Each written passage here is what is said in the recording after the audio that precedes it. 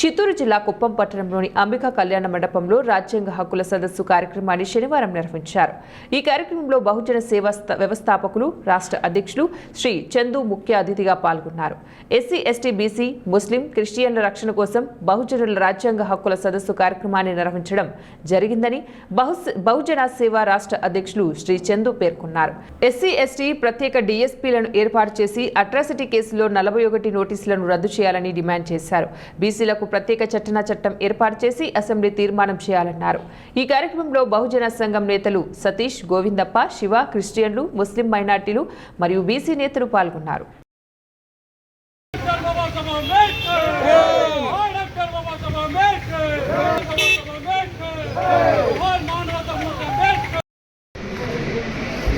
దేశ సేవలో ఎందరో మహానుభావులు అందరికీ ఆత్మీయ సలాం.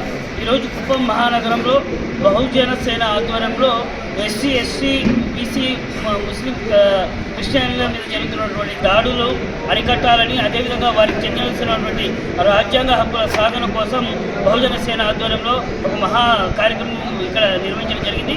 దీనికి సంపూర్ణ మద్దతును ప్రకటిస్తూ రాష్ట్ర ముస్లిం ఐక్య వేదిక కూడా భాగస్వామ్యమై ఈ కార్యక్రమంలో పాల్గొనడం జరిగింది. ఈ వేదిక ద్వారా రాష్ట్ర ప్రభుత్వాలకు విజ్ఞప్తి ఒకటి చేస్తున్నాం.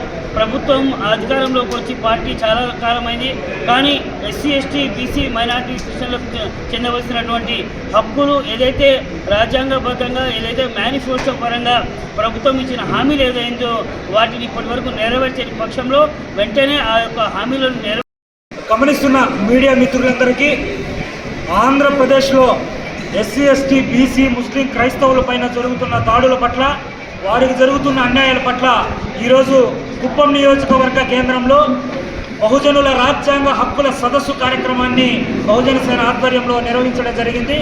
మిత్రులారా, రాష్ట్రంలో ఎన్నికలకు ముందు ఏమైతే మా వర్గాలకు మీరు హామీ ఇచ్చారో ఆ హామీలను నిలబెట్టుకోవాలని చెప్పేసి మేము ఈ వేదిక ద్వారా డిమాండ్ చేస్తున్నాం.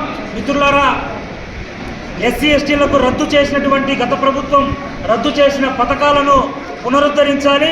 ఎస్సీ, ఎస్టీ కార్పొరేషన్లకు నిధులు కేటాయించాలి. ఎస్సీ, ఎస్టీ అట్రాసిటీ కేసులకు ఎస్సీ, ఎస్టీ స్పెషల్ డిఎస్పీలను కేటాయించాలి. స్పెషల్ కోర్టుల ద్వారా కేసులను సత్వరమే పరిష్కారం చేయాలని చెప్పేసి మేము డిమాండ్ చేస్తున్నాం. అదే నేపథ్యంలో మా బీసీ సోదరులకు